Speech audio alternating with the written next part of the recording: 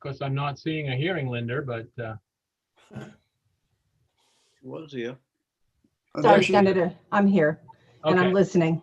okay, very Although good. We're almost live. We All right, should just let us be know.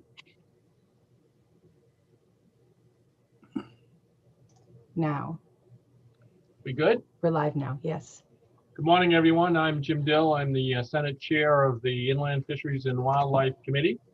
I want to welcome everybody here. We have, let's see, today we have 4 public hearings. And before we begin those, we'll go around and introduce ourselves, and I will start with Representative Martin. Good morning, Mr. Chair. Thank you. Danny Martin, representing House 150, located in northern Aroostook County. Representative Lightfoot. Good morning, Senator and members. Peter Lightfoot, District 129, Clifton, Eddington, Holden, a portion of North Broad, and Vesey. Representative Alley. Yes, sir, Senator Dill. Robert Alley down east here. We've got 12 communities that I'm working with. Jonesport, Beals, Addison, Harrington, Columbia, Millbridge, Jonesboro, Whitneyville, and Marshfield. And it's good to see you this morning. Thank you. Good morning. Representative Mason.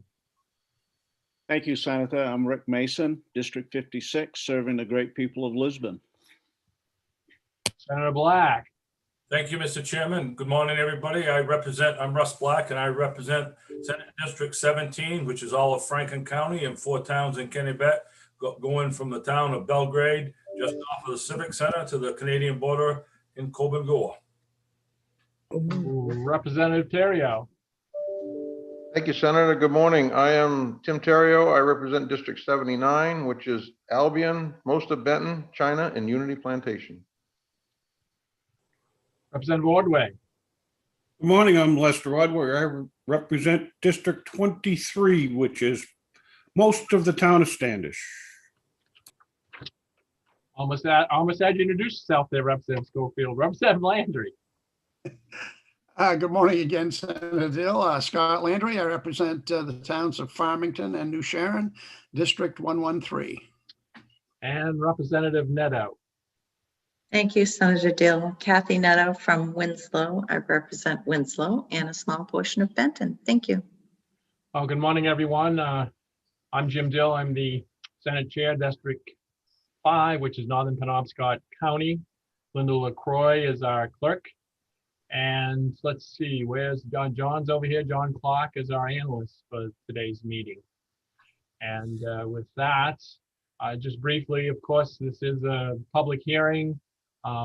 Remind everybody to be respectful to everybody at all times. Keep yourself muted until it's time to speak. Committee members, make sure that you form everything in a question format. And what we'll be doing is when we're ready to start, we'll start with the bill sponsor, followed by any other co-sponsors or legislators, then the department, and then we'll have regular testimony from other people. We'll start with for, followed by against, and then with neither for nor against, and they will have 3 minutes to testify. And so pretty much with that, the chat box should be used only for things of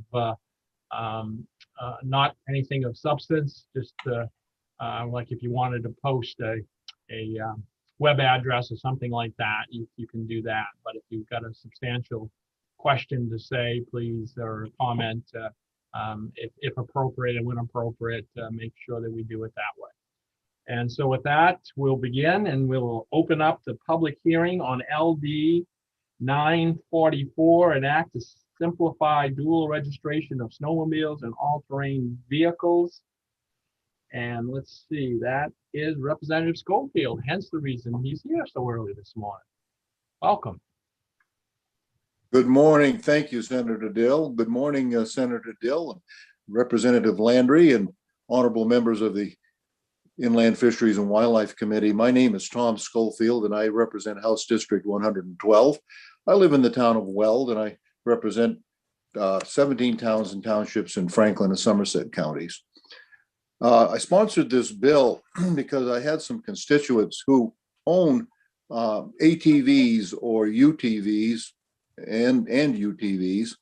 And in the wintertime, they put tracks on them and they register them as snowmobiles, which is legal to do. And then this time of year, they take the tracks off and put the wheels back on, and they're registered as UTVs or ATVs. And what they have to do is they have to do 2 registrations. They have to go to their town office or whatever twice a year and register them for one use and register them for another use, depending on what kind of wheels or tracks are touching the surface of the ground. And this bill would allow them to have one sticker rather than 2 attached to their machine. This bill would just simplify things for them, make it convenient for the public to be able to do one registration rather than 2. And the fee would be the same. The combination of the 2 fees would be the fee for this one sticker. So it's a public service thing. It's a convenient thing for the customers that we serve, and or should say we, the department serves, and that's about it. In addition, I find that a lot of people are aging. One of them, and they're not snowmobiling as much as they once were in some cases. And they are using these types of devices, side-by-sides in particular, that are legal to use on snowmobile trails. They comply with the width, but they're more convenient for folks as they age. And this is becoming very popular. I'm not sure. I don't know. Perhaps the department knows how many of these types of vehicles are used for snowmobiling in the wintertime. But anyway, that's the reason I submitted this bill. I sent in some written testimony. I was going to print it out this morning, but I couldn't figure out how to do it. So I basically ad-libbed what I intended to say. So that's about it. And I'm welcome to try and answer any questions. Thank you, Senator. Are there any questions for Representative Schofield? All right. Seeing none, thank you for your testimony and thank you introducing the bill. Are there any other legislators that wish to speak on the issue? No. Okay, next is the department. And Commissioner, who is speaking for the department? Is it you or Mr. Thank Swan? you, Bill. I believe Bill Swan will be presenting our testimony. Thank you. Okay, great. Thank you. Good morning, Bill. Good morning. Can everyone hear me? Yes. sir. Very good. Good morning, Senator Dill, Representative Landry, and members of the Inland Fisheries and Wildlife Committee. I'm Bill Swan, Director of Licensing and Registration at the Department of Inland Fisheries and Wildlife, speaking on behalf of the department in opposition to LD 944.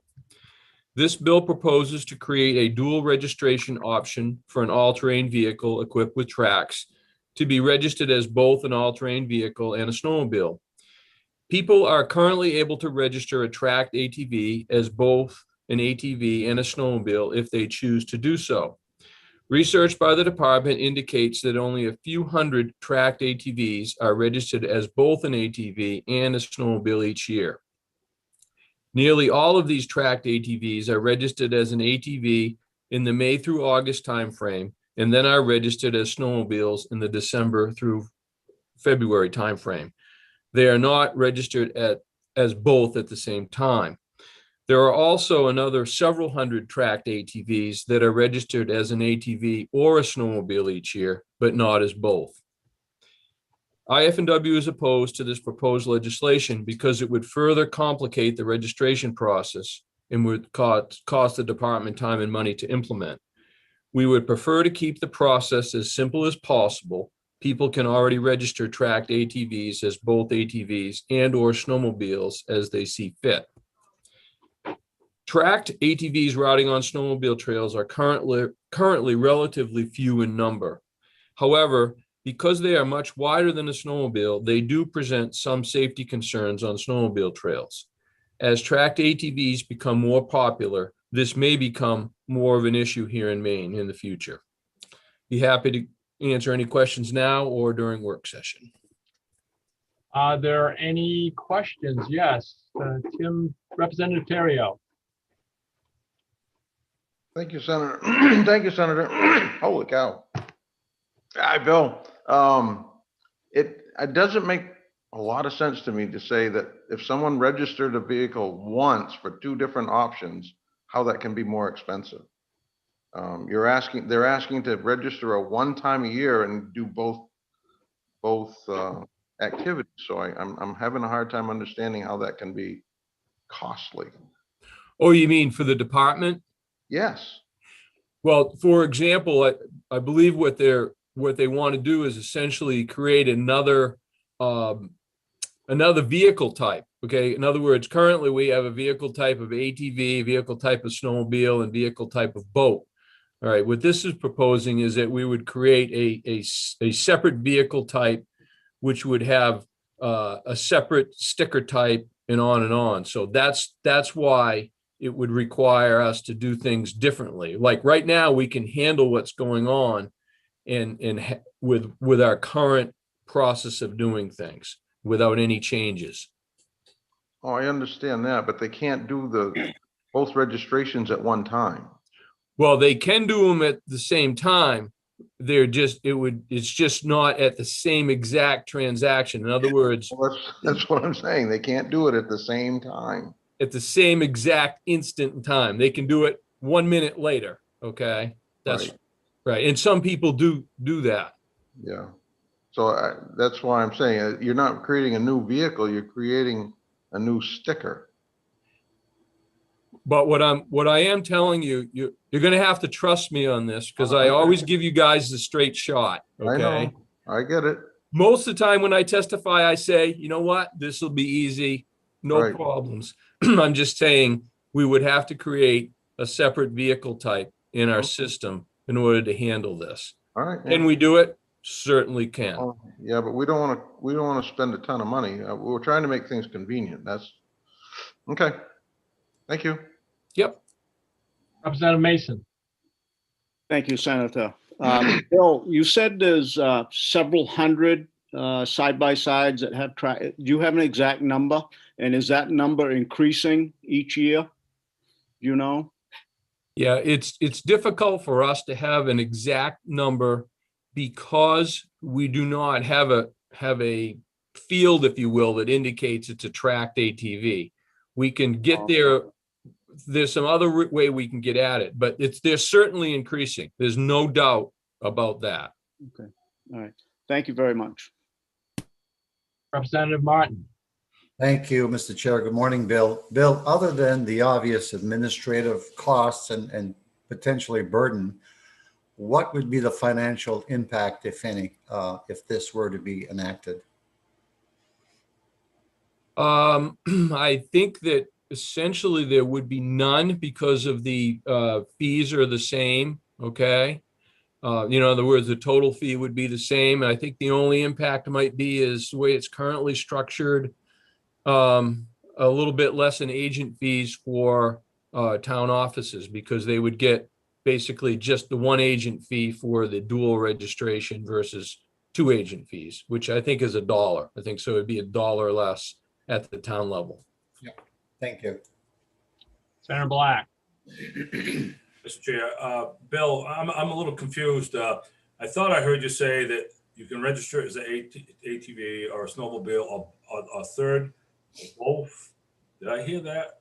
Or is that, I thought I heard you say that in your testimony, but we're talking about doing that. Yeah, well, let me give you an analogy. Like right now, a person can go in and buy a fishing license and a turkey permit, two different items, and they can do it at the same time, but it is two different items. It's not a fishing license / turkey permit. And so in the same way, a person can go in and register their tracked ATV as an ATV and then also register it their tracked ATV as a snowmobile. So same transaction, okay, but two different items. Thank you. Another question. So how does the department determine when, if you're going to switch to tracks? I mean, you said December to February, but I mean, say if you get snow the 1st of November and they put their tracks on the 1st of November, would they be in violation at that time if they didn't have the snowmobile part of the permit? Right. So the only time a tracked ATV is required to be registered as a snowmobile is if it is riding on state-funded snowmobile trails, okay? So if the snowmobile trails were open in November, which typically they wouldn't be, I don't know if they're ever open, but then if they were open, then you would have to be registered as a snowmobile to ride a tracked ATV on the state-funded snowmobile trails. You can ride a tracked ATV registered as an ATV on a lake. You don't need to be registered as a snowmobile, so things like that. Okay, thank you. Yep.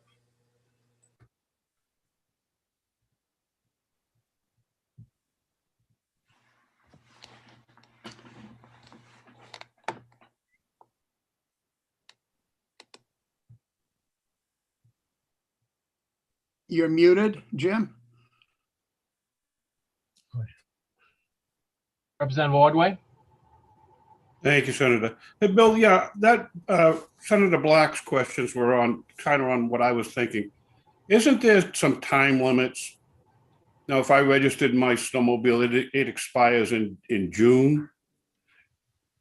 And if I registered my thing, so isn't there an overlap in the dates that this would actually correct for some folks? No, they both snowmobile and ATV registrations expire at the end of June each year.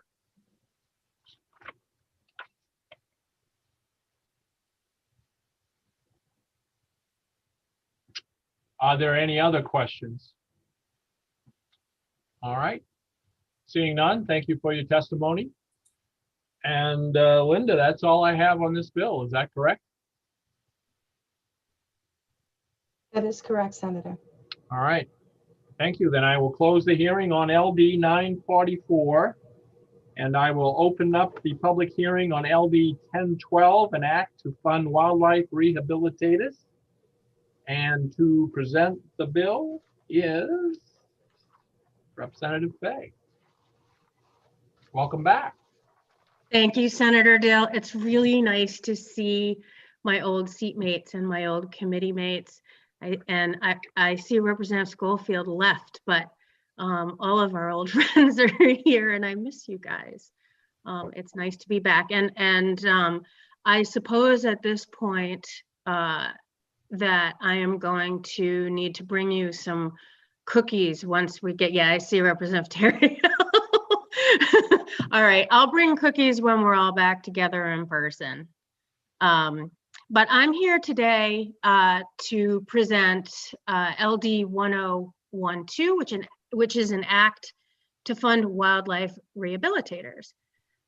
Senator Dill, Representative Landry, and esteemed members of the Inland Fisheries and Wildlife Committee, I'm Jessica Fay, and I represent the people of House District 66, which is parts of the towns of Casco, Poland, and Raymond. And I'm pleased to be here to present this bill. In 2019, I was contacted by the Scouts and Girl Scout Troop 30, which is Poland, Minot, and Mechanic Falls, regarding their interest and concern that some injured or abandoned young wild animals didn't have access to rehabilitation and were going without care that could allow them to be released back into the wild. And I'm looking forward to the girls sharing their story with you as they have been preparing diligently to make their case. We chose to look at ways to fund this type of programming and found that the mission of the Outdoor Heritage Fund, funded by sales of the Outdoor Heritage Lottery ticket, seemed like a place to land. Our intention is not to take any funding away from other worthy causes, but to expand the reach of the program. And I would say that I've started working on an amendment to find a different funding source for this So I think I'd like to focus less on the funding source and on the merits of the program. So hopefully for the work session, we can have that ready for you. I understand that the department has been doing some assessment of wildlife rehabilitation program, and we're willing to work with them to make sure as many animals can be cared for as possible. Thanks for your time, and I'm happy to try to answer any questions. And there are some scouts from the troop who will be testifying behind me. Thank you. Thank you. Any questions for Representative Fay? All right, seeing none, up next is Jim Connolly from the department, followed by Adlin Bryant, Erlin Smith, and Carly Lothrop. Good morning, Senator Dill, Representative Landry, and members of the Inland Fisheries and Wildlife Committee. I'm Jim Connolly, Resource Management Director at the Department of Inland Fisheries and Wildlife, speaking in opposition to LD 1012.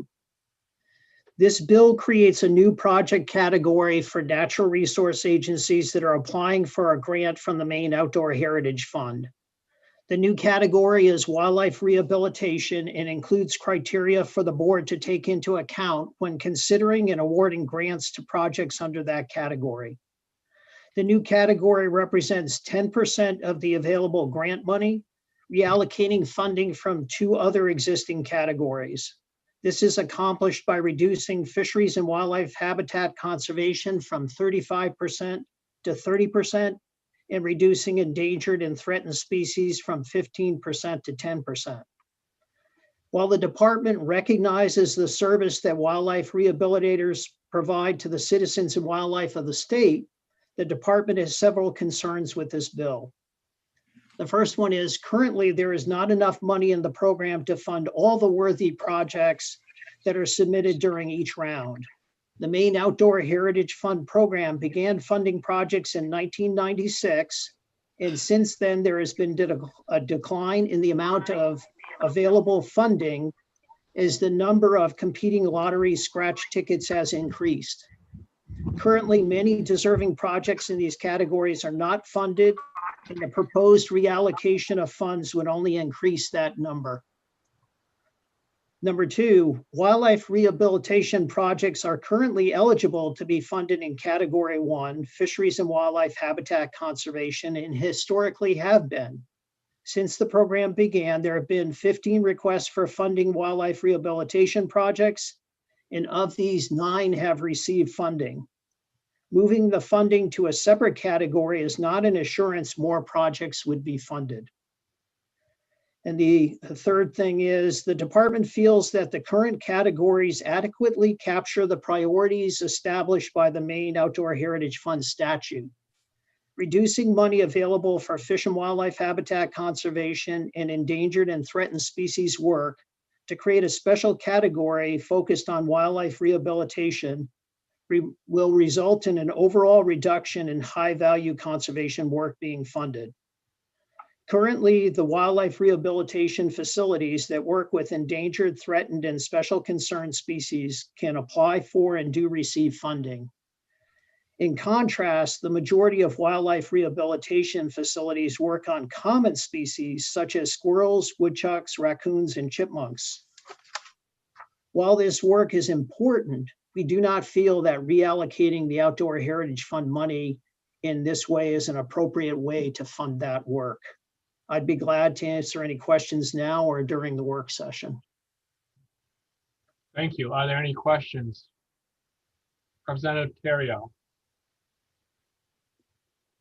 Yes, thank you, Jim. I'm just wondering if you have any ideas of some alternative kind of funding for this. I mean, it's definitely a good idea, but if we don't have any money, that's very concerning. Do you have any ideas on other sources of funding? No, I wouldn't. Currently, these organizations, some are run as nonprofits, like Avian Haven and the Center for Wildlife, and have active programs and sponsors and supporters and manage their funding and their work in that way. Others are small. There's about 60 wildlife rehabilitators that are licensed in the state by the department. And there are smaller facilities that run on donations and the support of the people managing those facilities. So those are how they're currently funded. And Representative Mason. Thank you, Senator. Jim, I think you answered my question, but obviously you have to be licensed by the department to be a wildlife rehabilitator. What does that consist of? It's a application that shows that you have the training and the experience to be able to do that. We just went through a change in the wildlife rehabilitation rules to clarify authorities and permissions. So we do allow wildlife rehabilitators that are permitted to have volunteers that work with the animals in a limited way. But then also as they provide training and experience in an approved program, they can have sub-permittees that have more direct contact with the wildlife. It's a really challenging area. It's one that the public really is concerned about, that these animals are provided for, but also it's our goal that the animals be rehabbed and released back into the wild and not turned into pets. And so we have pretty clear guidance to folks that they can't take squirrels out of the, off the sidewalk and bring them home and have pet squirrels and things. And so the work is really focused on rehab and release. And that's a very demanding directive for folks, and not everybody is willing to do that, but it's really important that we maintain the focus on rehab and releasing back into the wild these animals and not creating pets. One follow-up, please. How many rehabilitators do we have in the state? There's about 60 total. It varies. Some of those facilities have several people associated with them. Some are single individuals. There are about 9 facilities that work on priority species, bats, turtles, birds of prey, New England cottontails, species that the populations that are at risk, and that work contributes to the well-being of those species.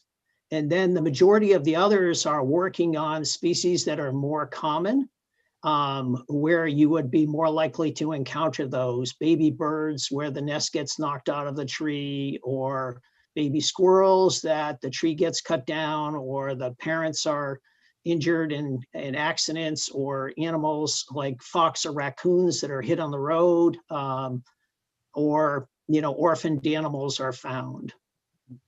Okay, one other question and I'll end, but is there a degree, like certain people can only take squirrels and raccoons or something? Is there degrees? Or if you're a rehabilitator, can you do all animals? No, that's a great question. We look at the experience of the individual, what training they've had from other rehabilitators, and then based on the facilities and the situation they have, then we approve them for certain species. We're very restricted in deer, moose, and bear, because those require very special facilities to handle those. And those are kind of the premier species that a lot of folks are interested in, but it's very demanding for people to have that. We have a facility like Avian Haven that is, I would say, recognized probably within the country for the care of birds, eagles. There's a report that they've done on their work the last year that's very impressive. They work with Dr. Pokris from Tufts and Tufts University in caring for injured eagles. And they have flight cages and have developed an amazing system for caring for birds. And so we would steer, bird concerns when they're beyond just feeding baby birds and getting them to the point where they would fledge, to a facility like Avian Haven, but we wouldn't approve just anybody to have that facility. And in the case of birds, they also have to be duly licensed with the U.S. Fish and Wildlife Service as well. Thank you, sir, very much. Representative Martin. Thank you, Mr. Chair. Good morning, Jim. Jim, the Representative Fay, the sponsor of this piece of legislation, mentioned that she was working with someone regarding a funding source. And my question is, have you had any correspondence, or has the department had any correspondence with her and where she might come up with some funding source? I think Judy would like to answer that question, the Commissioner Camuso.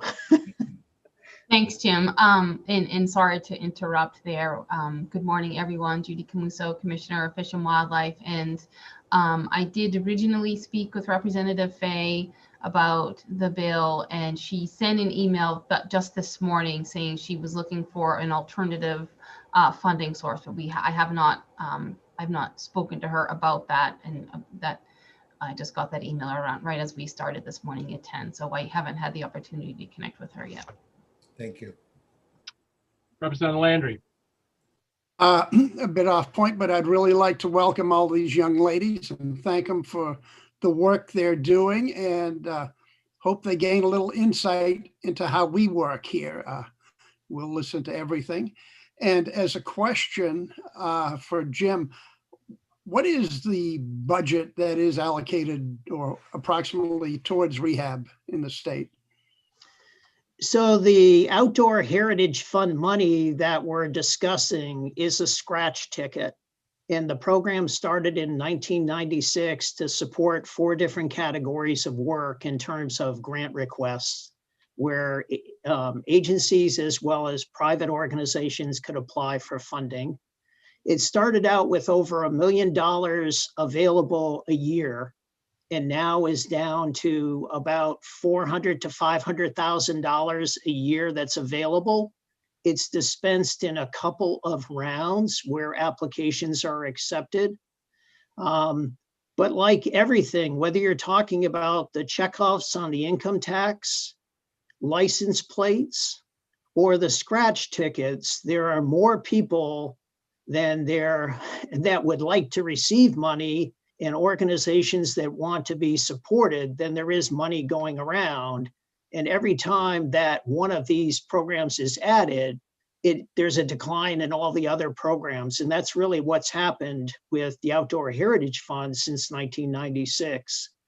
They are changing now to a $3 scratch ticket. I think traditionally it was a $1. But again, there's a lot of competing interests for money. And certainly, with the state budget, there's priorities as well, too. So. Very good. Thank you very much. Mr. Chair, if I may, Jim, although the commissioner serves on that makeup of governing body, you might want to explain to our new members on the committee that there is a group of folks appointed by the governor to serve on this board. Yes, in statute, there is a outline for what the board membership is. There are 7 members. The Commissioner of Agriculture, Conservation, and Forestry, the Coordinator of the Natural Areas Program, and the Commissioner of Inland Fisheries and Wildlife. And then there's 4 citizen members as well that are appointed by the governor. Are there any other questions? Seeing none, thank you for your testimony this morning. Thank you. All right, now it's time for our young ladies from the Girl Scouts that are going to testify. And I do apologize if I mispronounce someone's name. And I would try to go down through the list. And the first one I have is Adeline Bryant. Good morning, Senator Dill and Representative Landry and members of the Inland Fisheries and Wildlife Committee. My name is Adeline Bryant and I live in Mechanic Falls, Maine, where I am a member of Tri-Town Girl Scout Troop 30. I appreciate this opportunity to voice my support for LD 1012, which will help support animal rehabbers across the state. The reason why this bill is important is because it provides rehabilitators consistent funds for the services they provide. There are many reasons why it is important. Example 1. The rehabbers pay for the medical bills, the cleaning supplies, enclosures, blankets, and food. When you add up all the costs for everything it takes to operate, it comes out to be a lot of money, especially if you're taking in multiple animals at once that might all need different equipment and medication. It is hard to predict what those costs will be year to year because they can vary depending on what it needs. Reason 2, the rehabilitators take the time to take care and release animals that were sick, in bad health, or hurt. A lot of animals that are brought to rehabbers are hurt animals that were found on the side of the road or possibly in a backyard.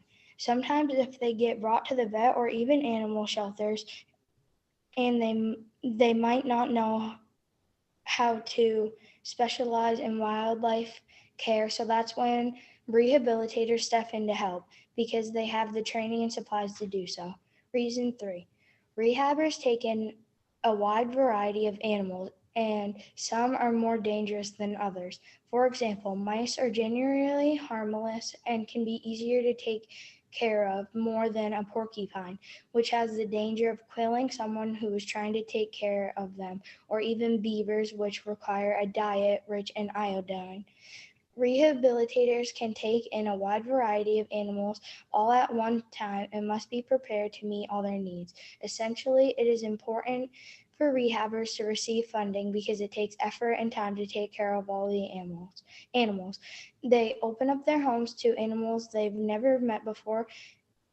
Rehabilitators have to feed, bottle feed, and make food for all the animals, and it might get difficult to maintain the financial resources for food, medical bills, and more.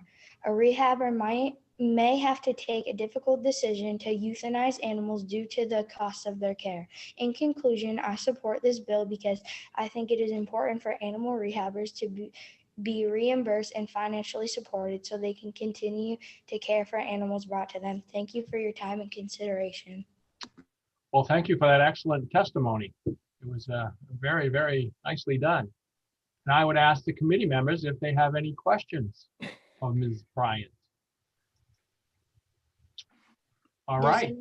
Yes, Representative Landry. Thank you, Adeline. How did you young ladies decide on this project?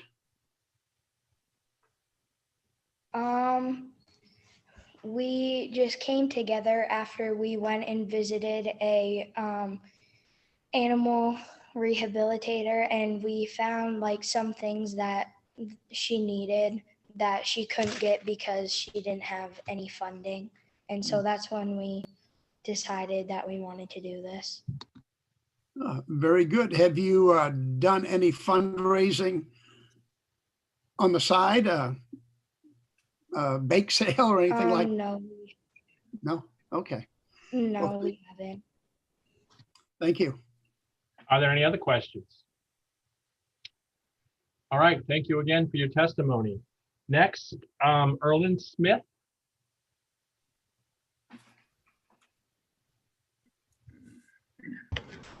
Good morning, Senator and Representative Landry, and members of the Inland Fisheries and Wildlife Committee. My name is Arlen Smith, and I live in Mechanic Falls, where I am a member of Tri-Town Girl Scout Troop 30. I appreciate this opportunity to voice my support for LD 1012, which will help support animal rehabbers across the state. One reason I think rehabilitators should get funding from the state is because they are often the ones who take care of animals that the game wardens find that require special care. The rehabber's goal is to release them back into the wild, but there are many costs involved to getting to that point. As of right now, the only source of outside funding is either donations or grants, which are not consistent and involve a competitive process. Wildlife rehabbers regularly utilize their own money to get the supplies and equipment they need. For example, the rehabilitator we met with needed enough money for a new sink because their sink was broken, but it is needed to care for animals with mange. Where they do not always have the funding that they need, they sometimes need to make the difficult decision to euthanize animals that come to them because they do not have enough money to buy the equipment or services needed to help the animals.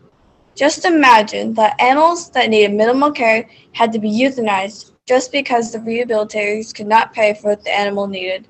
That is why I think the state should give consistent funding to rehabilitators across the state so they don't have to euthanize animals over their lack of funding. Thank you. Very nice. Representative Hepler, do you have a question? I do. Thank you, Ireland, for your testimony. I've learned a lot about rehabbers I never even knew about this. I was wondering if you were able to visit more than one of these rehabbers, or Not yet, but we plan on it because COVID hit right when we were starting to think of the bill. wow, thank you. Are there any other questions? All right, seeing none. Again, thank you very much for your testimony this morning. Next is Carly Lothrop.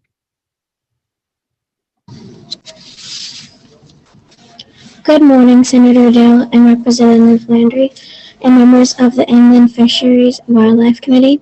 My name is Carly Lothrop and I live in Poland, Maine, where I'm a member of Tri-Town Girl Scout Troop 30.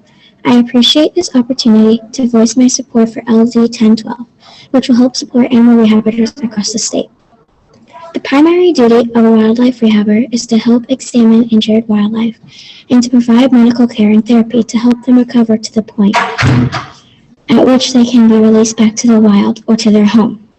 Both game wardens and animal rehabbers save animals almost every single day. However, the difference between these two is that animal rehabbers do not get paid or reimbursed for their services, even though they are equally important.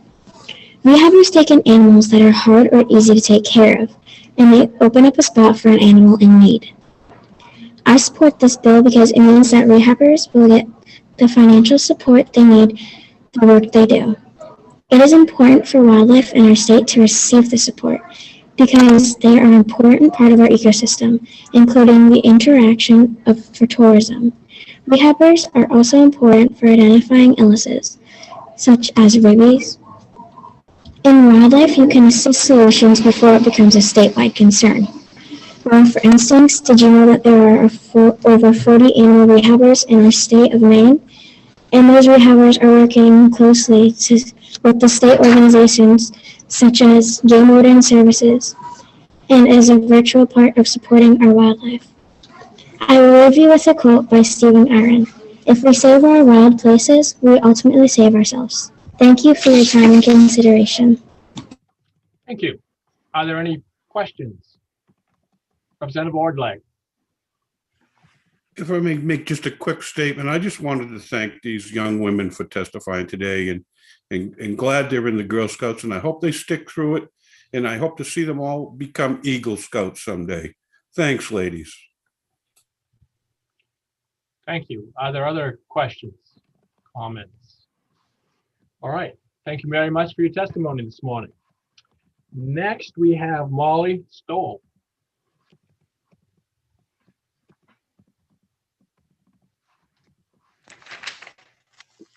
Good morning, Senator Dill and Representative Landry and members of the Inland Fisheries and Wildlife Committee. My name is Molly Stoll and I live in Minot, where I am a member of Tri-Town Girl Scout Troop 30. I appreciate this opportunity to voice my support for LD 1012, which will help support animal rehabbers across the state. It is important for rehabilitators to receive funding from the state because they provide a valuable resource to our state by teaching people more about wildlife.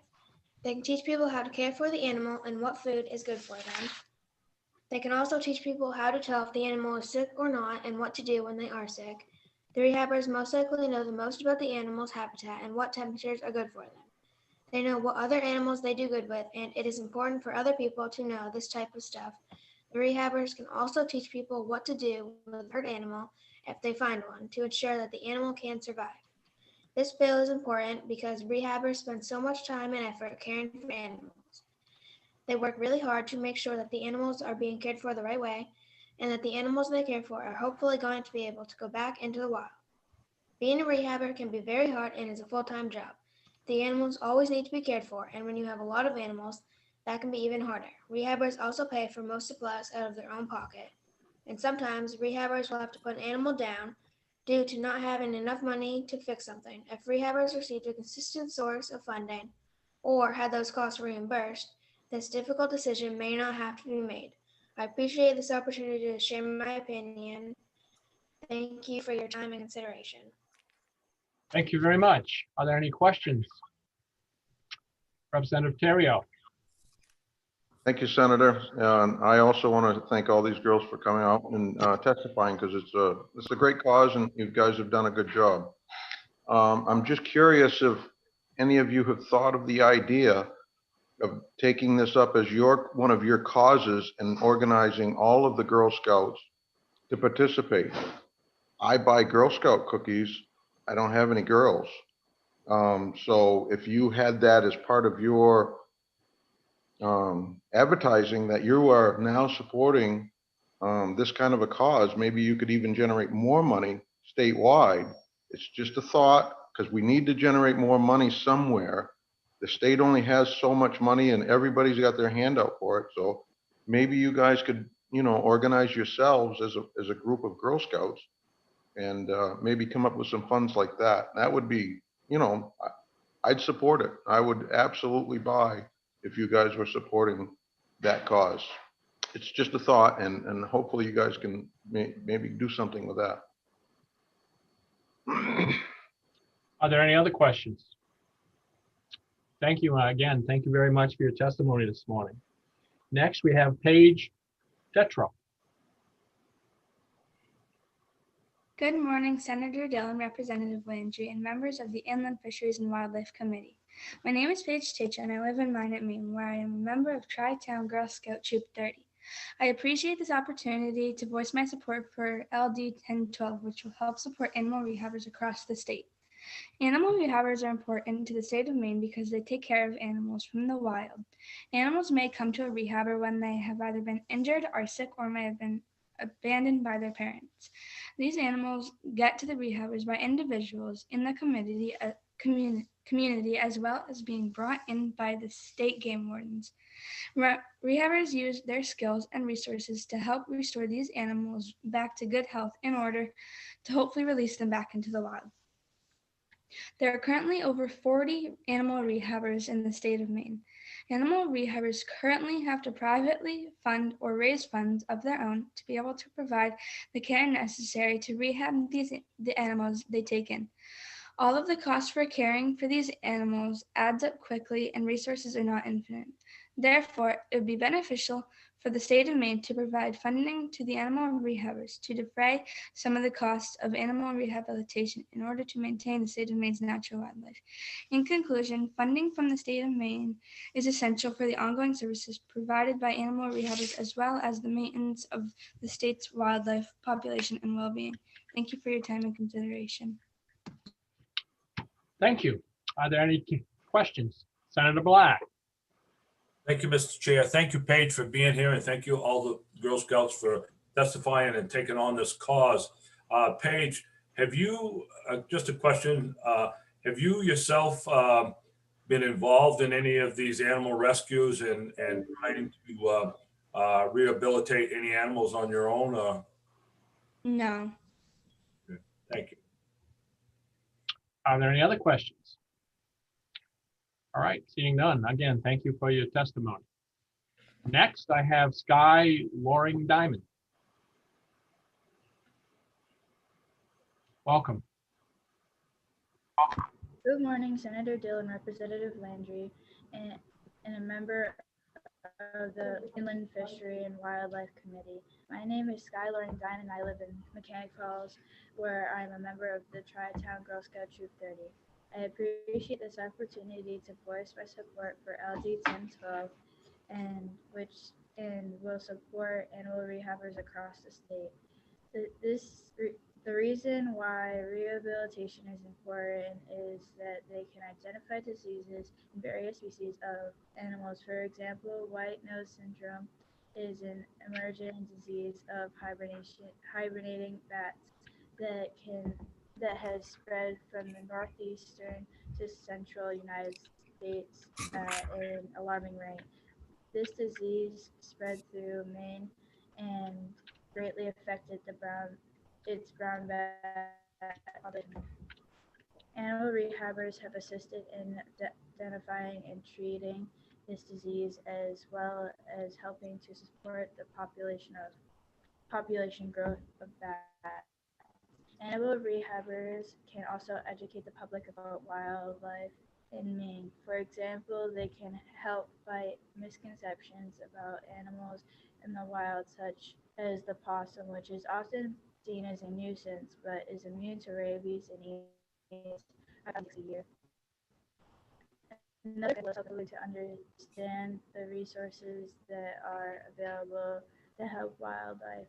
Often people will think that they are doing a good deed by helping sick or they do more harm than good.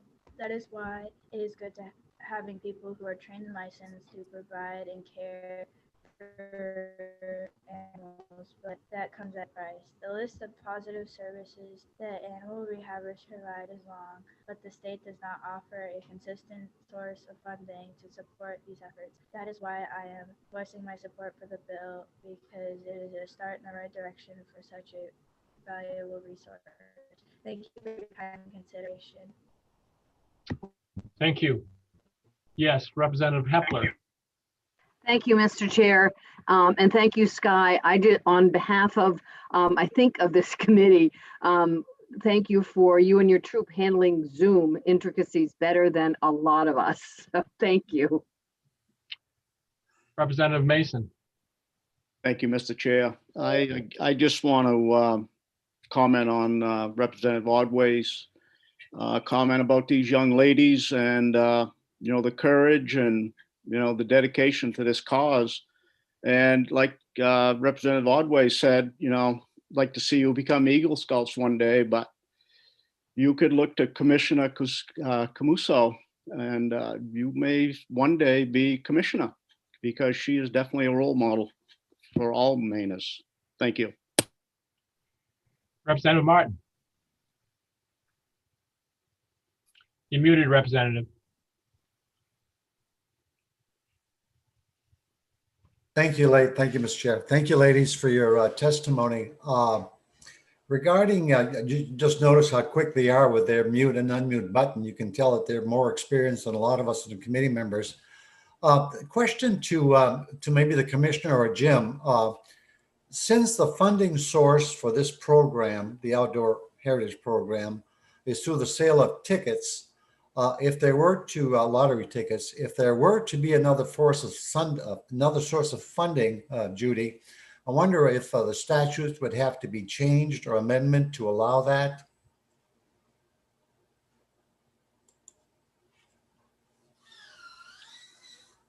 Thank you, Representative Martin. Yeah, I do believe that I think Representative Fay's approach was to look at an entirely different source of funding and to take it out of the Outdoor Heritage Fund. I could be mistaken, but I will work with her between now and the work session to try and identify or narrow down what she was thinking about. Does that answer your question? It does. Thank you so much. Thank you. But while I have the floor, if it's okay, Senator Dill, I just wanted to also take a minute and thank the Girl Scouts for joining today and for this bill, and for your very clear, articulate, well thought out testimony. I think you have learned a lot about wildlife rehabilitation, as well as hopefully the legislative process. And I think, as Representative Mason alluded to, I hope to see that many of you continue your outdoor passions and pursuits, and perhaps one day I will see you working with me here at the department as either a biologist or a game warden, and then hopefully potentially in my seat as commissioner. So thank you all again for being here today and for your passion. Representative Ordway. Yeah, just a question about the Outdoor Heritage Fund, anybody that could answer. And it had nothing to do with this bill. Does anybody know if Operation Game Thief gets funds from that? It's a good question, Representative Ordway. I'm not sure. I think they would probably qualify under the fourth category, which is dedicated to law enforcement. I'd have to work with the Secretariat of the board, Carol Gay, to determine if they have gotten any funding or not, but I don't know that off the top of my head. Are there any other questions? Seeing none, I too would like to thank the Girl Scouts for being here today, and I hope a lot of people listening take lessons from them on preparing well-written and well-thought-out testimony. And to each of them, I do extend my congratulations for doing this. It's not often an easy task to appear in front of committee or adults or whatever, but especially in this case. And I applaud your passion for this particular issue. And as I think maybe Representative Terrio pointed out, this would be a great issue for the Girl Scouts in general, maybe to take on as a statewide task if it was something that interested a lot of other troops. But with that, again, I would thank you. And I saw Representative Alley waving at me. So do you have a question, Representative? Yes, sir. I would like to, yes, I would like to, not a question, I'd like to say thank you. And these testimonies were certainly eye-opening and by these young ladies, and they have a lot of courage to step forward to do this. Thank you, everybody. Linda, that's all I have on my list for folks to testify. So with that, I will close the public hearing on LD 1012, an act to fund wildlife rehabilitators. And I will open up LD 1081, excuse me, an act regarding special guide permit drawings. Representative Andrews. Senator, I do not see Representative Andrews in the waiting room. Okay. Well, our marching orders are from the Senate President to continue with bills, even if the sponsor is not here to present. And seeing that there are no other co-sponsors, I am going to continue with this, and we will certainly give Representative Andrews an opportunity at the work session to go ahead and do this, give his testimony at the work session. We were told that to stay on schedule, all committees have to get through a total of 300 bills a week between now and the deadline. So with that, I will just quickly read the four sentences, the 4 lines here, a summary of the bill. It says this bill changes moose hunting permits. Make sure I got the right one, 1081. Yep. This bill changes the moose hunting permits issued to hunting outfitters through a separate chance drawing to their issuance through a separate chance drawing to any licensed hunting guide. The fee, proceeds, and percentage of permits issued for a moose hunting permit under this section remain the same. All other provisions related to the sale and transfer of the permit remain the same, except that the sale does not need to be part of a package deal, including food and lodging. And so with that, I would turn to Deputy Commissioner Peabody. Good morning, Senator Dill, Representative Landry, and members of the Inland Fisheries and Wildlife Committee. I'm Tim Peabody, Deputy Commissioner of the Department of Inland Fisheries and Wildlife, speaking on behalf of the department in opposition to LD 1081. The bill changes the moose hunting permits issued to hunting outfitters through a separate chance drawing to any licensed hunting guide. The fee, proceeds, and percentage of permits issued for a moose hunting permit under this section remain the same.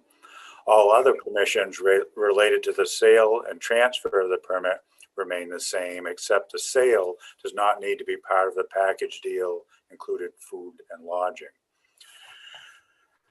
Currently, 2% of the moose permits each year are allocated to hunting outfitters. A hunting outfitter is defined in law to be a person who operates a sporting camp that's defined and licensed under Title 22 and who provides a package deal that includes food, lodging, and services of a licensed hunting guide.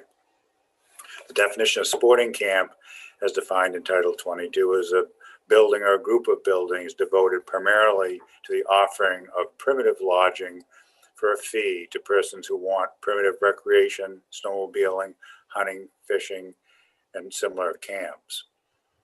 The department currently accepts applications from licensed sporting camps in the month of December and runs a special lottery to allocate the permits in early January.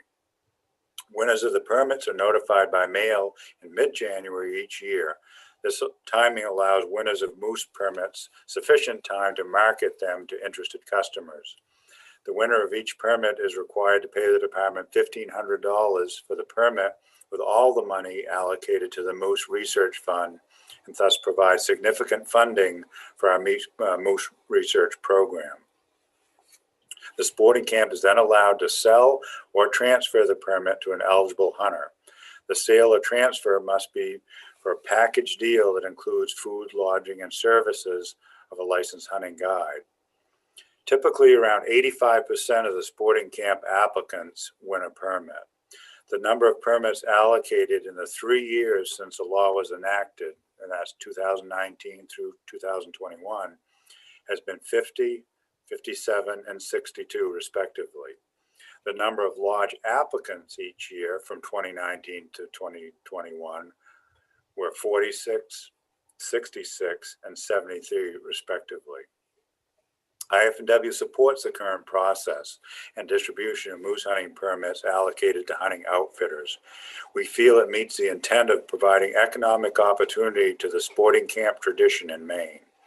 If the statute changes to allow all hunting guides to apply, the increase in applications will be significant, thus increasing the likelihood we would have to set up a new electronic application and lottery system. At this time, we do not charge an application fee for outfitter lodges to apply. With approximately 2,800 licensed hunting guides that would be eligible to apply, it would be decreasing the likelihood that an applicant would receive a permit. This change in statute would allow a hunting guide who does not qualify as an outfitter under current law to take advantage of this opportunity and offer remote hunts after selling or transferring the permit to a hunter they will accompany on the hunt. With the current lodge requirements, we believe that non-resident hunters who come here for a once-in-a-lifetime Maine moose hunt are receiving a high-quality customer service or world-class moose hunt, an experience worth coming back to Maine again. Alternatively, there have been concerns from hunting lodges about inequity in the existing law. Currently, a person who receives a lodge permit doesn't always host a hunter at their lodge or facility, but rather offer overnight accommodation at another person's facility, or even offers remote tent sleeping arrangements in the wildlife management area where the moose permit is allocated. You likely have the same dynamic if this was opened as proposed to all hunting guides. The department recognizes that these moose permits, which are allocated to hunting outfitters, provide significant economic boost to those businesses, the surrounding rural areas, and those individual hunting guides who are hired to provide guide services for these hunts. I'd be glad to answer any questions at this time or during the work session. Representative Martin. Thank you, Mr. Chair. Good morning, Deputy. I've had an opportunity to briefly read this piece of legislation. And I recall just a week or so ago, we dealt with an LD, which is quite similar to this. I believe it was LD 544. And I believe this committee unanimously voted that particular bill ought not to pass. Are not these bills quite similar? And does not this piece of legislation attempt to do the same thing that LD 544 did? Representative Martin, similarly, I don't have 544 right in front of me, but I believe you're correct. Yeah, thank you very much. Representative Lyford. Thank you, Senator Dill. Deputy Commissioner, have you any idea how many of these lodges actually the owner actually guides? Most of them hiring guides, or do you know if some of them are, or a large percentage of them are actually guiding the client? I don't know what the percentage is, Representative Lyford. I do know that on some of these hunts, and this is anecdotally, because we work very closely, Bill Swan does, is that some people provide 2 guides to these hunters. It's just for the quality experience. So I don't know exactly the number to answer your question specifically. Thank you. Representative Hepler.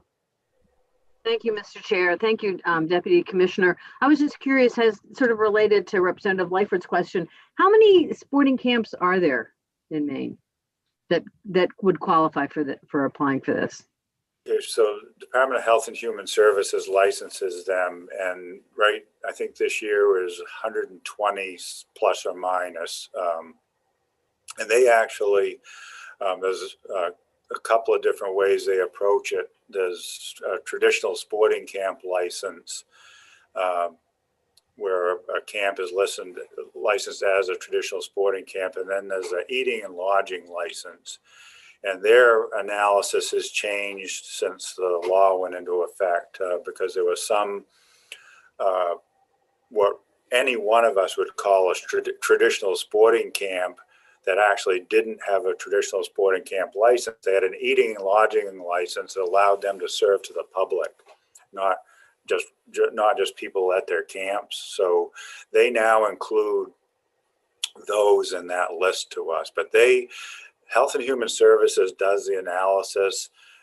They send the list over to our licensing division, to Bill Swan, and we take it from there. And this year, like I said, there's over 120 camps that were eligible, and I think 73, as I mentioned in the testimony, applied this year. Thank you. Are there any other questions? Seeing none, thank you for your testimony this morning. And with that, I'll move on to Matt Libby.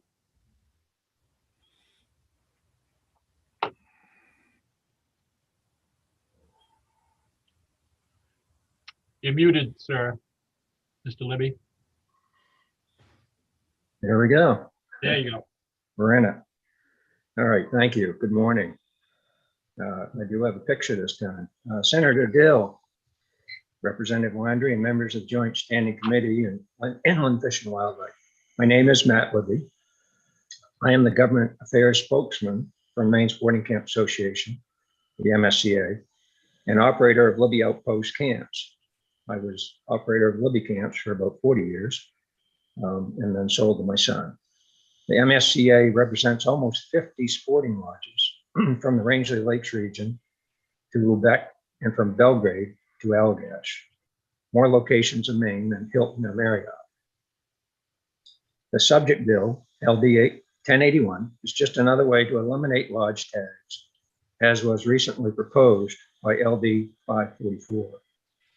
We've heard from many of our members and others, and all agree with the Maine Professional Guides Association in its testimony on LD 544, that this is simply not the time to make any changes to the lodge tag program. This committee unanimously voted to support lodge tags just a few days ago when it rejected LD 544. Other points in opposition include a moose lottery for guides was tried several years ago with permits from the controlled moose hunt in Aroostook County, the broccoli hunt, remember? Many guides without moose guiding experience received permits, and the program failed in multiple ways. Since the subject bill eliminates the requirement to offer a package hunt, including meals and lodging, the substantial sales tax revenues and economic stimulus to rural communities will go away.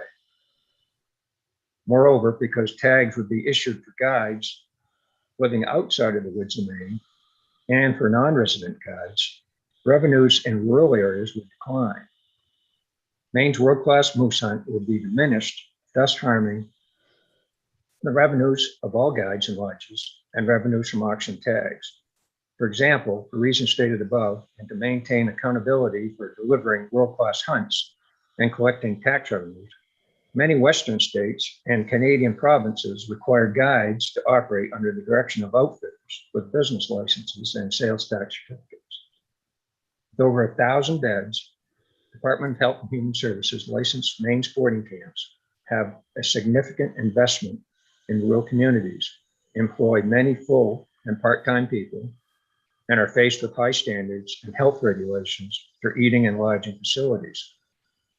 Passage of this legislation would boost unfettered competition from unregulated guides, increase the challenge of operating DHHS licensed lodges, and shrink tax revenues, thus harming all people of Maine.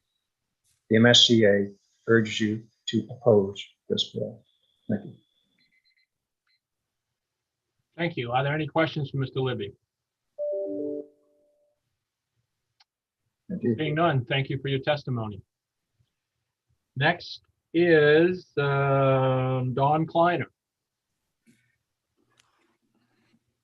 Thank you, Senator Dill, Representative Landry, distinguished members of the Fish and Wildlife Committee. You have my written testimony in front of me. A couple of points that I would make. One is, by switching to this system, the pool of applicants would be much larger, and I think would reduce the effectiveness in terms of delivering benefit to the sporting camps, which was the intent of the committee when this bill was passed.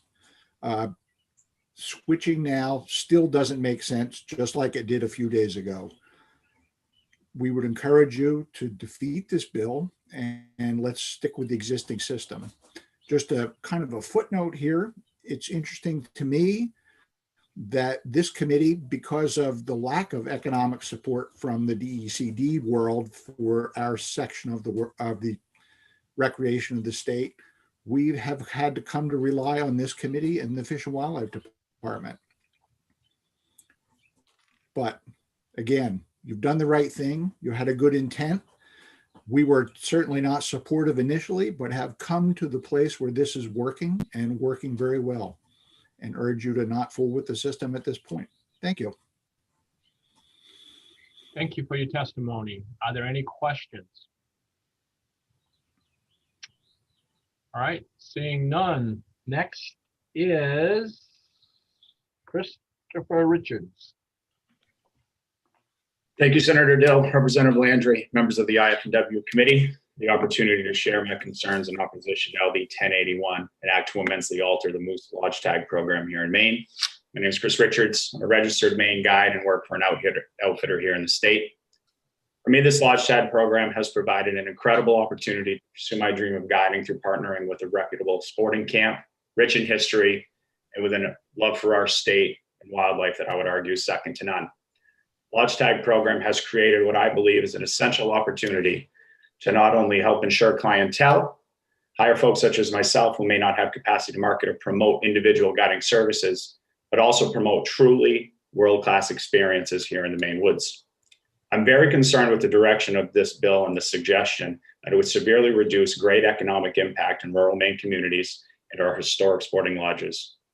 The change in terminology from lodges to guides as suggested, and this proposed change would essentially eliminate one of the key goals in the program to provide financial support to our historic sporting lodges. Lodge Tag program is done in a way to ensure that the highest level of service is provided to those who are purchasing a permit to hunt moose in Maine. The success in this program is without question immensely due to the fact that the requirements are not simply having a guide license. In addition, I'd like to share a personal story, and I could send you a Facebook screenshot if you'd like, of a few years ago where this bill was first released from a friend of mine, in which he said, "Hey, you're a guide. Can you jump into this program so we can get my grandfather a permit? We'll all pitch in to cover what you need to pay the state." The suggested change, in my opinion, would absolutely erode the program that is working well on accomplishing this goal down to what I fear would be used as a backdoor route for many people to get a permit for their close family and friends. This would immensely limit that economic impact I mentioned prior. And this program is also quite new and should not be changed. Maine's historic hunting lodges exist in some of Maine's most beautiful regions and are uniquely positioned to provide a special experience where stories and memories have been made and shared for generations. This program's helped solidify their presence as a core cultural component of who we are as a state of Maine. It's been a huge win for sporting lodges after what I believe has been decades of immense challenges for them. And I urge this committee to not approve this change, as it would absolutely be ruining a good thing that is working. With such a small number of permits dedicated, I believe Maine has already received a return on this investment that is meeting or exceeding most expectations, and this change would strongly reduce that. I urge you to oppose this change and leave the Lodge Tag program as it currently exists. Thank you very much for your time. Thank you. Are there any questions for Mr. Richards? Representative Lightfoot. Thank you, Senator. I'm a fan of that outdoor channel, and I've seen that Jim Shockey offer moose hunts as a guide. So evidently it's working. That's working for him. Do you know what I'm talking about? Have you ever seen that particular program? And yes, I have. I'm a huge fan. He'd be probably my idol. so evidently it's working. He's a guide. So evidently this program, there is a program in the country or in place to do that type of hunting. What do you mean? I apologize. I don't quite understand your question. Well, in other words, evidently you can hire Jim Shockey to take you for a moose hunt. Yes. He's a guide. So he's not going through any lodge or anything. So, I mean, there is a program in existence now that does seem to work, right? I believe we have a program in place absolutely that works here. Right. I agree with that. And to answer a question earlier, when I think about the lodge I work for, the owner absolutely is a guide. And when I think about my perspective, you know, these lodge owners are absolutely a key part of offering these experiences.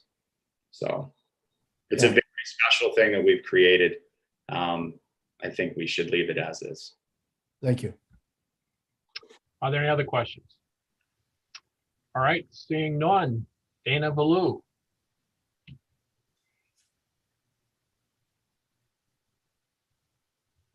Good morning, Senator Dill, Representative Landry, and members of the Joint Standing Committee on Inland Fisheries and Wildlife. My name is Dana Valou, excuse me, and I'm a master registered Maine guide, and I've worked independently and for outfitters over the last 30 years.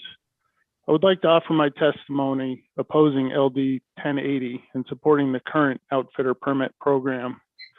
The past 2 years, I've been guiding moose hunters through a lodge. I've seen firsthand the economic impact to the lodge, the guiding industry, and to Maine communities from the lodge tags.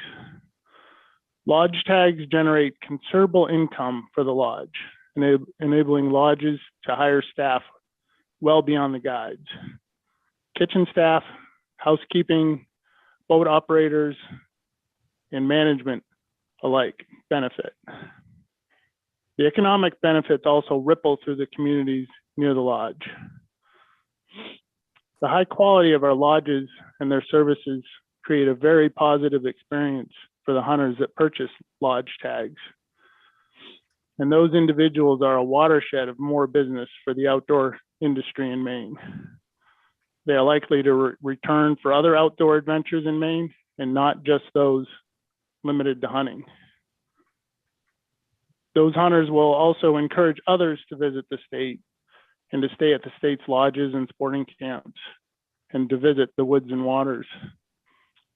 The long-term benefits of the world-class experiences those hunters have will benefit all the Maine guides and the outdoor industry.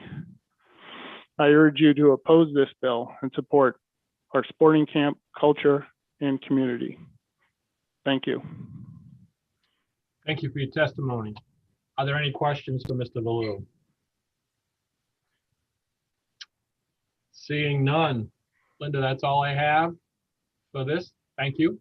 So I will close the public hearing on LD 1081, an act regarding the special guides permit drawings. And I'll open up the final public hearing for this morning, LD 1153, an act to restrict combustion engines on Weber Pond and Bremen. And this is a Representative Crafts. Good morning, Senator Dill, Representative Landry, and members on the Joint Standing Committee on Inland Fisheries and Wildlife. I'm Representative Lydia Crafts from House District 90. I represent Bremen, Bristol, Damascotta, Louds, and Monhegan Islands, Newcastle, and parts of Noblesboro and South Bristol. I'm here today to present LD 1153, an act to restrict combustion engines on Weber Pond in Bremen, on behalf of several of my constituents. Many of those constituents are here today and plan to testify, and I believe they'll be able to offer more substantive detail about the proposed legislation. I appreciate your time and allowing me to be here, and I'm happy to answer any questions to the best of my ability. Thank you. Representative Martin. Thank you, Mr. Chair. Good morning, Representative Crafts. I noticed that you are the sponsor of this piece of legislation, but you indicate that it's by request. Is there any significance to that? I am not, I proposed it by request because it's a contested issue within my community. I think that you'll hear from both sides today, and I wanted, I think members of my community understand the concerns and continue to ask me to propose the legislation, and so I'm doing so today. Thank you. Are there any other questions? Seeing none, thank you for presenting the bill. Oops, hold it. Representative Mason. Thank you, Mr. Chair. Representative Crafts, do you know how big this body of water is? I believe about 220 acres. Okay, thank you. Are there any other questions? All right, seeing none, then I will move on to Colonel Scott. Thank you. Excuse me. Good morning, Senator Dill, Representative Landry, and members of the Inland Fisheries and Wildlife Committee. I am Dan Scott, Colonel of the Maine Warden Service, Inland Fisheries and Wildlife, speaking in opposition to LD 1153. This bill prohibits the use of any watercraft equipped with an internal combustion engine on Weber Pond in the town of Bremen, except that it allows current residents residing on land abutting the pond with a valid registration on the effective date of this provision to continue to operate watercraft with a 4-stroke engine that is no more than 6 horsepower. So Weber Pond in Bremen is 220 acres, as the good representative mentioned, with a maximum depth of about 31 feet. After some research with the Bureau of Parks and Lands launch database and familiarizing ourselves with the pond, we have been unable to locate any type of public boat launch that we are aware of. There may be other launches on there that are private, but nothing that the state owns or maintains. The Warden Service has researched our records management system and found no documented complaints related to this issue on Weber Pond. We do have some concerns over the complexity of the enforcement that the exceptions to this are proposed within this bill. Again, there's basically 4 attendant circumstances. One is a current resident or resident as of January 1st of this year who resides on the pond with land abutting the pond. They have to have a valid registration at a particular date and time. The boat has to be less than 6 horsepower and has an internal combustion engine. So we are a little bit concerned about the complexity of the law as written. However, I'll be glad to answer questions at any time, either now or during the work session. Thank you. Representative Lightfoot. Thank you, Senator. Colonel, if there's no public launch facility, then there's no interaction with the department for stocking and whatnot, and where it's so shallow, probably you don't anyway. Is that correct? Not necessarily. I mean, I don't know exactly what the stocking situation is. We could defer that to fisheries. I would presume if there was no access for us to put fish in there or for the public to access it, we wouldn't. However, our staff still has interaction with folks on it. Very often there's lakes and ponds without public boat access, but there are, private or carry to or places that are allow the public to access. They just aren't owned by, state of Maine in one form or another. And our staff routinely has access to the ponds that don't have, certified public access just because other residents on the pond allow us to launch our boats there. Thank you. Representative Martin. Thank you, Mr. Chair. Good morning, Colonel. As you know, there's a lot of history regarding Weather Pond. Representative Lyford's question regarding the lack of public access has been a concern of the department, as you well know, for several years. And I believe unless the department has changed strategy, you're right, Representative Lyford, you simply cannot stock if there's no public access. I just wanted to share that with the committee. Commissioner? I just want to note that I believe Colonel Scott said that there was no public boat launch. That does not necessarily mean that there's not access. So just to clarify, I'm not sure that we looked into the stocking or not. And we could certainly follow up with that for the work session, but I believe that there's not a state-owned launch. Okay, thank you. And I believe if our stocking rules are that if there's public access by a private hand carrier or something like that, then that would allow us to stock. But I don't know for this particular pond, but we will certainly look into that. Representative Landry. Thank you, Senator Dill. Colonel Scott, do you know how many camps there are on this pond? I do not. Sorry about that. Okay. Thank you. Are there any other questions for Colonel Scott? All right, thank you for your testimony this morning. Next is Heidi Robertson. Hello.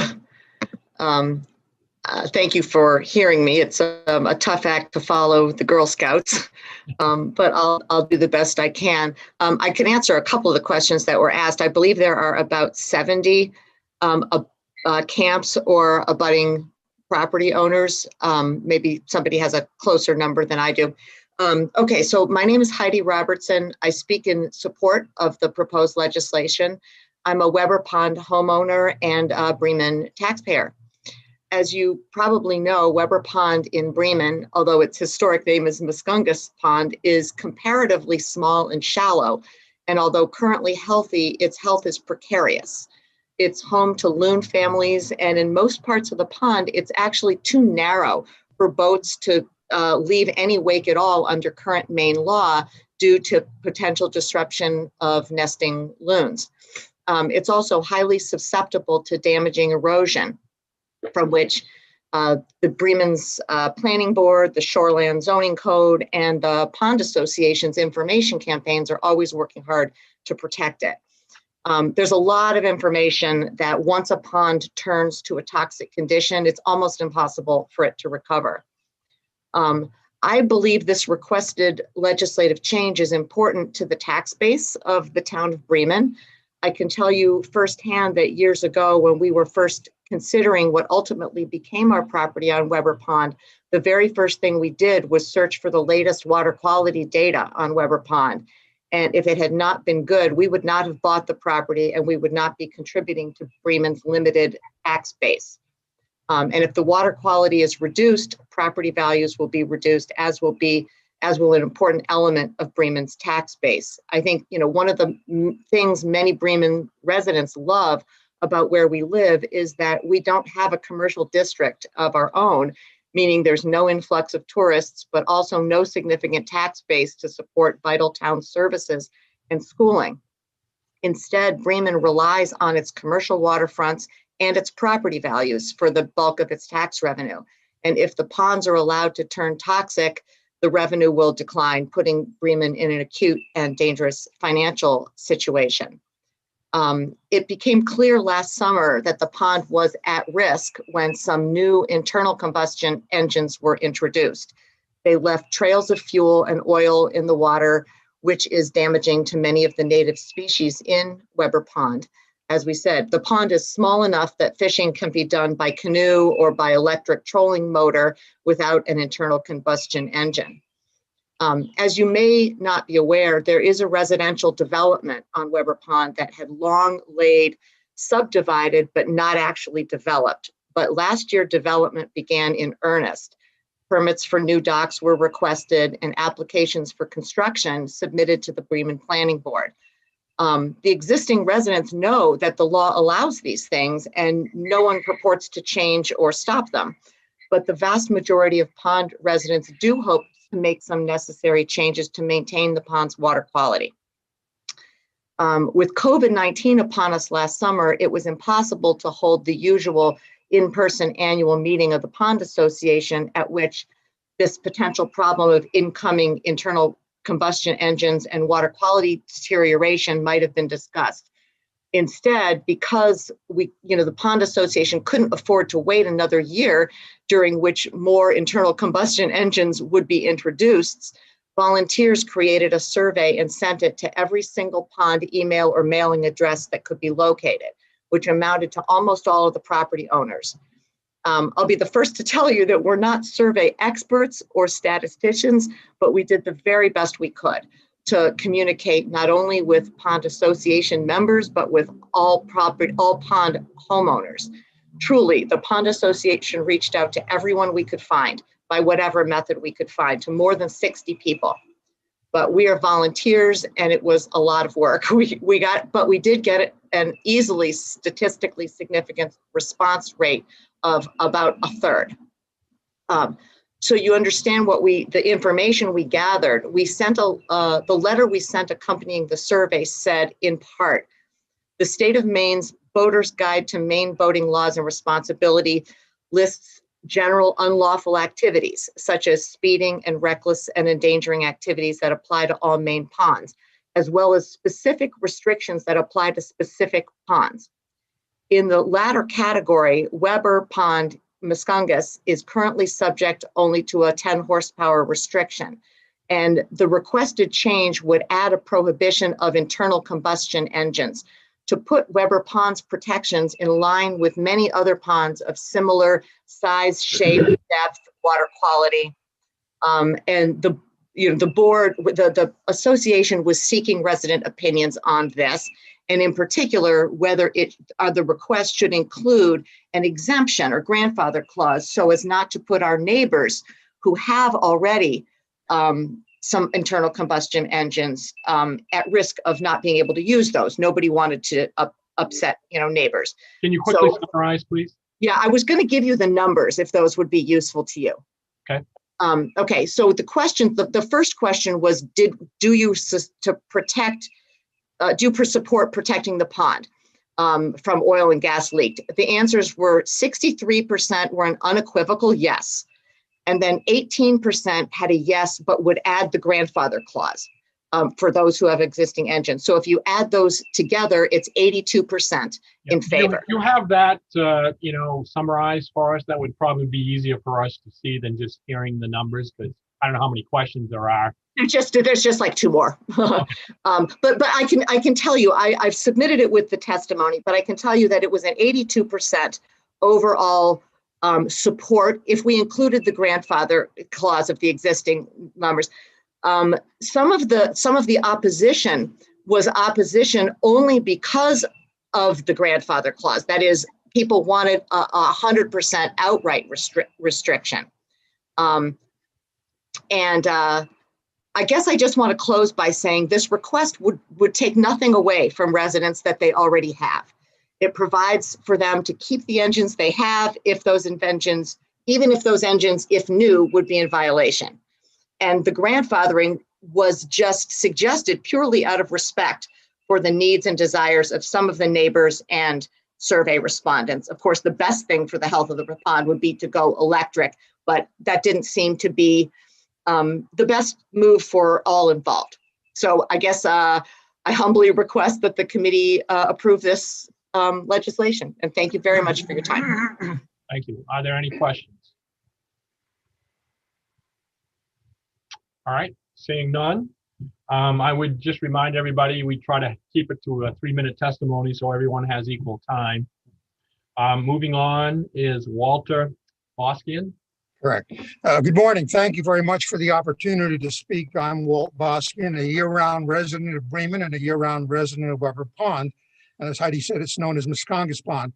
I'm also an officer in the Muscongus Pond Association, the organization that advanced this request, and it represents 45 out of roughly 60 property owners around the pond. I fully support the proposal and the additional restrictions. Just to set the stage, Weber is a relatively small, shallow, and potentially fragile water body compared to the other 3 ponds located either entirely in Bremen or partially. Some of the stats that we talked about before, just to fill in the blanks, it's 220 acres, as Lydia said, 31 feet deep, 15 mean depth, and 5.6 miles of coastline, just to give you those facts. Weber's ecosystem, as we see it, is increasingly endangered by several forces. The delicate nature of the pond's been confirmed by our own observations and by those of environmental groups. Threats to the pond have been heightened by increasing access, greater endangering activity on the pond, and the growing number of residents, all relatively recent developments. The limited state-imposed restrictions, as Heidi mentioned, the 10 horsepower, and the general restrictions that apply throughout all ponds, we believe are not really serving us well now. They may have served us well in the past, but not now. They're proving to be increasingly inadequate in view of what we see as threats of more housing development, more people coming to the pond. In short, the Pond Association wants to look ahead and rather than react to events later on when it's too late. We believe the number of residents on the pond will continue to grow as grandfathered subdivisions are being developed. Larger family tracts of land are being divided and sold to new residents, and small legal non-conforming camps are being expanded and or converted to year-round use. I can tell you firsthand that the planning board, on which I serve as chairman, is seeing across the board an increasing number of proposals for new residents and for the expansion of legal non-conforming structures within the town's shoreland zone, and Weber is certainly no exception to this trend. Other emerging factors are threatening the health of the pond are that the select board is now seeking public access to the pond, and with that would come more boat traffic and more pollution.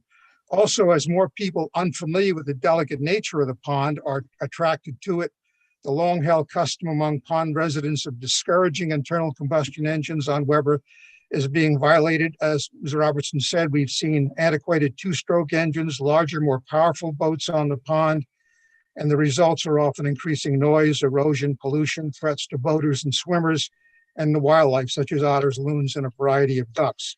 Now, all of this is increasing, holds the potential for increasing more phosphorus going into the pond, and we know that can cause, it can be toxic to humans and animals and can limit or end the water body's recreational use.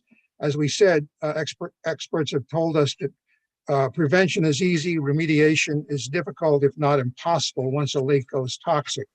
So let me end by noting that what we're asking for is not unprecedented for lakes and ponds in Maine.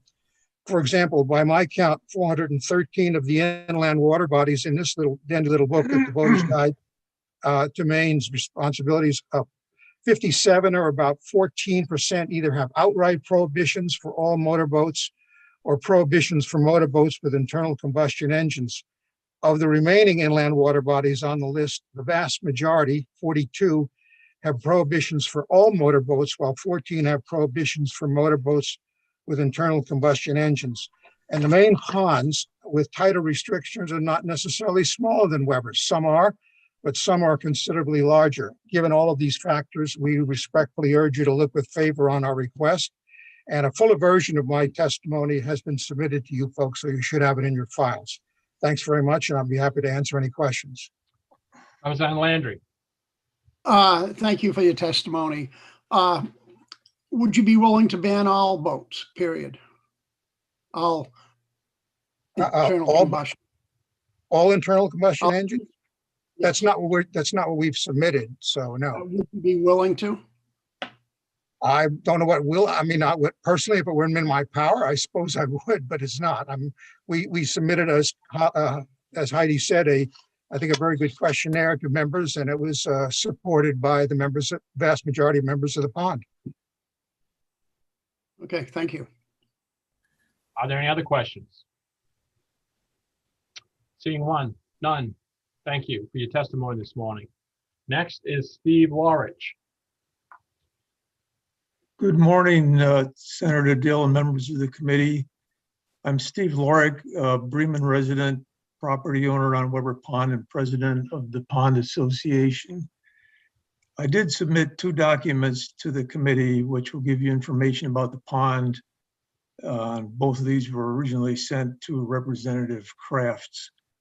I'm not going to read those documents to you today, but I just wanted to emphasize that part of what we're requesting is really a proactive approach to prevent pollution on the pond.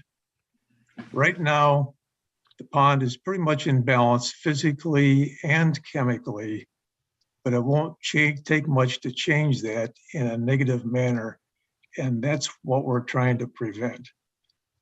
The number of polluted main water bodies has been growing, and we don't want Weber to be next. As you are aware, and what has been mentioned twice before, when dealing with invasive aquatic plants, prevention is much easier than remediation, and I might add a whole lot less costly. Let me quote Linda Bacon, who works for the Maine DEP Bureau of Water Quality. She told me this isn't old news. She told me this just last month. She says, right now, what is most important for Weber is to make sure that the amount of phosphorus reaching the lake from the surrounding watershed is minimized. Phosphorus additions can increase concentrations of the surface water. When concentrations reach 12 parts per billion, the lake could begin to support nuisance cyanobacteria blooms, which are commonly known as algae. So obviously I do support this and hope you give it some serious consideration. Thank you. Thank you. Are there any questions? Representative Hepler. Thank you, Mr. Chair. This may have been asked before and I didn't hear it, but is the current restriction, there is a current restriction of 10 horsepower? Correct. Okay.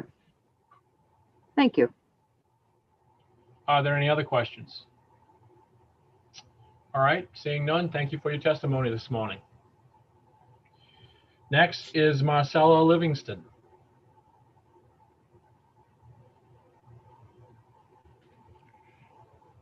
Thank you. Can you hear me? Yes, welcome.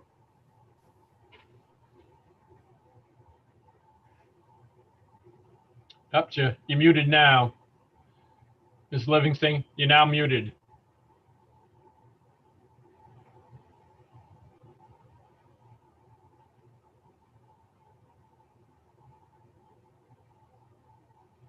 You're still muted, Ms. Livingston.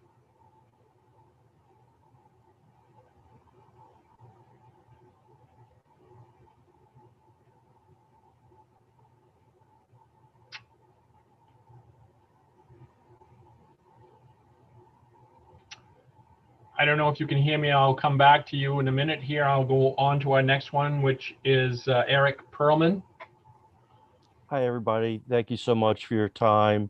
I hope you can hear me okay. Yep. My family and I are in opposition of this new legislation. I'm lucky to even be on the call as we found out through the grapevine. And that's one of the big points we have right off the bat is that there needs to really be a better effort to ensure that everybody who has legal access to the pond today is notified about this legislation so their voices can be heard. There's been some talk of some new developments that have been coming up, and those just happen to be actually around our property. And I happened to run into one of these folks, and they had no idea about these restrictions, and they just purchased this property. And you know what? Maybe they wouldn't have purchased it if they know they couldn't have a small motor on the pond. I can tell you that my family and I have been coming up. I've been coming up for 30 years. My family's owned property up there since the 60s. And for the 30 years I've been coming up, I could tell you that anytime we're fishing on the pond, we're usually the only ones. It's very minimal use. And even with these new property owners, it's not 100% of these owners are going to have combustible engines. So, so there's that to look at as well. I haven't seen any environmental impact studies done on Weber Pond. So a lot of the things I'm hearing about, oh, it could easily become polluted or this or that, it's all speculative. Up to now, in the minimal use of the pond, I can tell you that from what I can see, I don't see that there's an overabundance of combustible engines. Now, there was a statement made about having a caveat to grandfather current property owners. So it's interesting because at face value, you think, okay, that's great. But if you look a little deeper into it, there's a couple of caveats on that. First of all, it's grandfathered if the person has a 4-stroke combustible engine. And I don't know about the rest of you folks, but when we bought our engine, there was not even 4-stroke available. Most of us have 2-stroke combustible engines, and purchasing a 4-stroke combustible engine with everything going on with COVID, I recently lost my job. It's a thousands of dollar investment to get a 4-stroke combustible engine. That being said, the other thing that you'll notice is the association, there's this MPA, Muscongas Pond Association, has put in a little phrase called land abutting the pond. So in addition to excluding other folks who are not aware and who have legal access to the pond, now there's even more exclusion wording about only dealing with people who have land abutting the pond. So our property does not abut the pond. If it did, it would probably fall in because it's on a cliff. But I can tell you that people have legal access and rights who live on the perimeter of Weber Pond that are being excluded by that wording. So I can tell you, we love the pond. We don't want anything to happen to the pond, but I think there needs to be more done as far as environmental impacts to show if there's really, truly any issues with, the pond or growth in the future. And also, let me just add one other thing. The Muscongas Pond Association does not represent all the landowners around the pond. It's been kind of exclusionary. 90% of the members are also committee members, board members. Their bylaws tend to state that if there's a quorum of committee members or board members, that they can vote on behalf of the pond owners. But again, it's not a legal entity. It's not a true association. So there's some things about that are also exclusionary. Let me see if there's anything else. Last but least, I think that's it. If you have any questions, please let me know. Yes, please. Representative Lightfoot. Thank you. Having been there for such a long time, are you in favor of the 10 horsepower limit? And just how did that come about? Did you all agree on that? I wasn't around when the 10 horsepower limit. As far as I was aware, the 10 horsepower limit was a statewide regulation. Most of us have well under 10 horsepower combustible engines on the pond. Ours is a 4.5 2-stroke combustible engine. Thank you.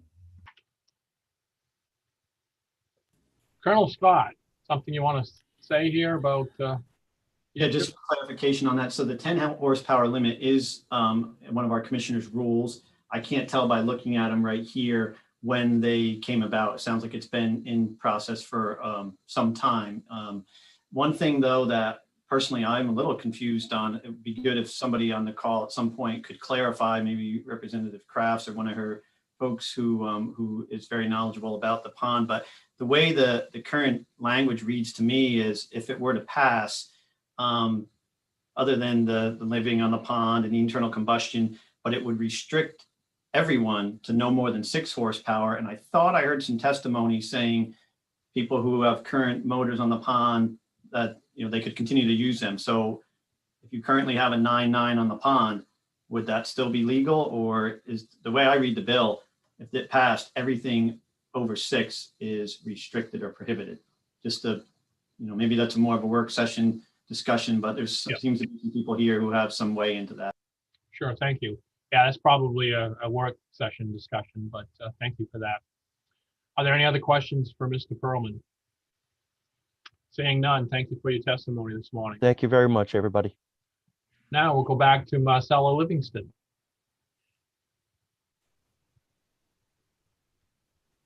Okay, I'm sorry about that. Can you hear me? Can now, Or yes. not? Yep, no, I can hear you. Is it muted? Nope, it's not muted. We can hear you fine. Okay. Okay, fine.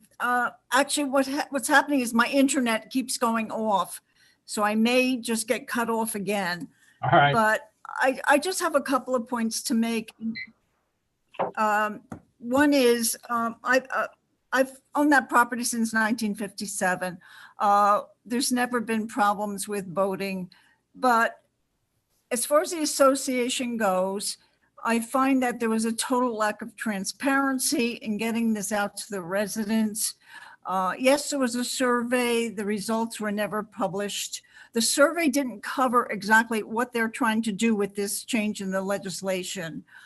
We have people, 2 homes on islands.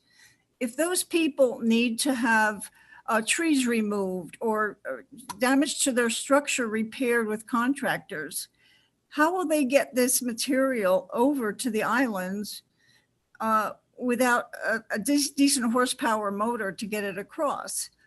I think that they've been very restrictive and selective in this.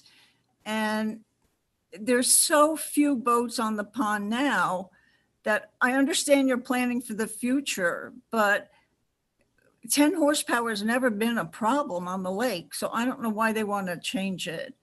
But I just wish there was more transparency with the board in notifying all residents, even non-members, because you don't have to be a member to live on the lake or own property that gives you access to the lake.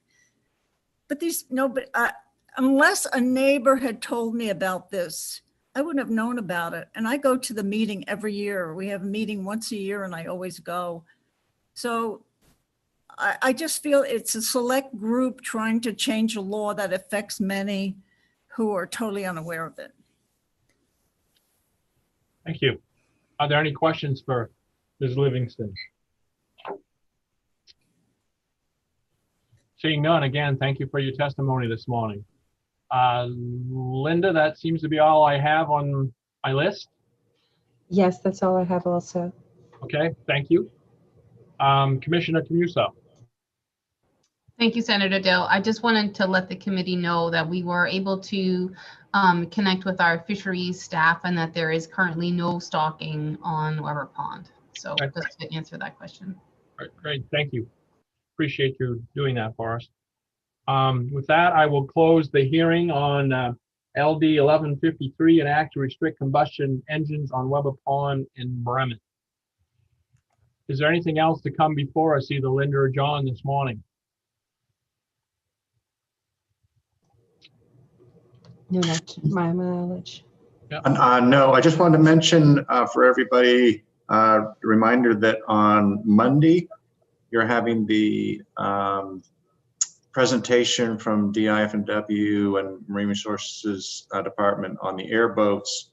I think you should have gotten now the report by email. It's also posted, and you're also hearing the 2 airboat bills, including LD 114, which is both bills are concept drafts, but on 114 you should have received the language from the sponsor, which will be the subject of that hearing. So I just want to make sure that people were aware of that and had gotten those documents. If you don't have either of those documents, the report or the language, just let me know and I will definitely get it out to you. Thank you. And I believe, Commissioner, the decision was made to do about a half-hour presentation. Is that correct? Yes. Okay, so the presentation will be about a half an hour on Monday morning. That's the first thing, and then we'll go into the hearing on the two bills. Anything else, John, or come before us? No? That's all I have. Could I have a motion to adjourn, please? So moved. Representative Landry and seconded by Representative Mason. All in favor, just kind of